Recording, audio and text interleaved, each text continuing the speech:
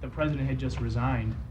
When Richard Nixon resigned the White House, most of these college political science students were in diapers or weren't even born. I always thought he was a good president, but just kind of a politician who got caught. Stacy Walters is 20 years old.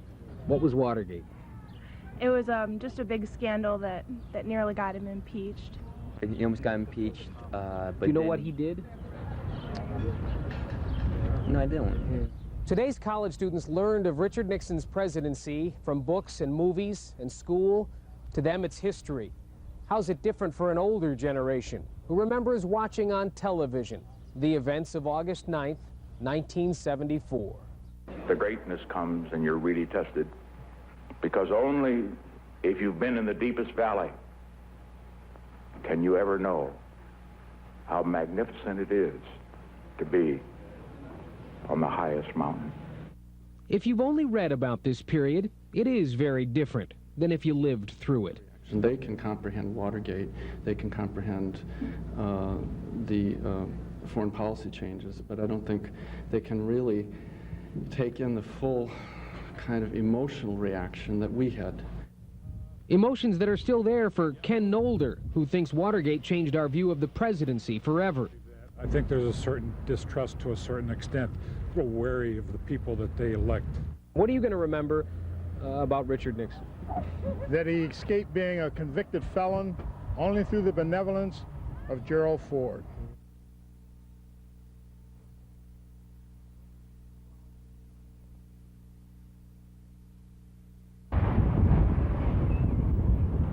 If you had to rate or grade Richard Nixon as President of the United States, what grade would you give this man? How many of you would These juniors at Rush-Henrietta High School are part of a generation who never knew of Richard Nixon. I never knew that Nixon was alive until he had a stroke. These students weren't even born when Nixon served as the nation's 37th president. For this classroom, a discussion of the former president, the Watergate scandal, and his recent foreign policy efforts is a lesson in history. I know that Ford pardoned him and stuff, and I totally disagreed with that. What about C? If public reaction to Nixon's death is any indication of a nation's forgiveness, then history could remember Nixon kindly. But for students here, what most remember about Nixon in life and in death is what these students have just begun to discover. Vita Beasley, News Source 13. Under high crimes in the U.S. Constitution. Chris, do you have more to...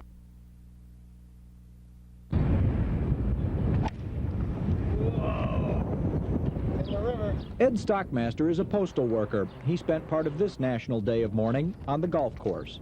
Is it really a day of mourning, or is it? Of course. Any loss of a former president is a loss to the country. He may have made some mistakes, but who doesn't make some mistake along the way?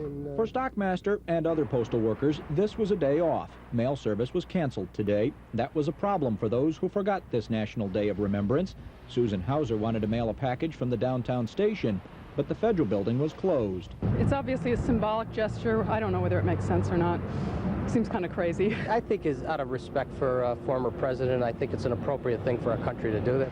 For most people, it was a normal work day. Some people wondered if a federal day of mourning is necessary. Life goes on. I mean, you could fly the flags at half-mast, and you could say your prayers or whatever, but I don't think you need to take the day off. But others, like George Anderson, were thinking about the former president, even though they had to work. Anderson says Nixon is the only politician who had a direct impact in his life. I think it's a good thing. President Nixon has been kind of defiled by Watergate, and I, for one, am very grateful. He's the one that got me home from Vietnam. So.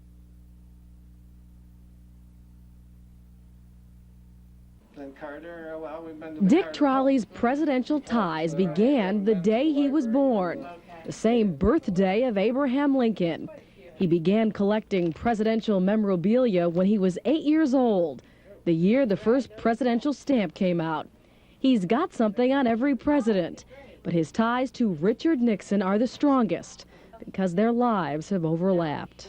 In 1952, he was vice president and Eisenhower was president, and this was the time that we went in the Air Force. We felt secure, even though we lived in a foreign country.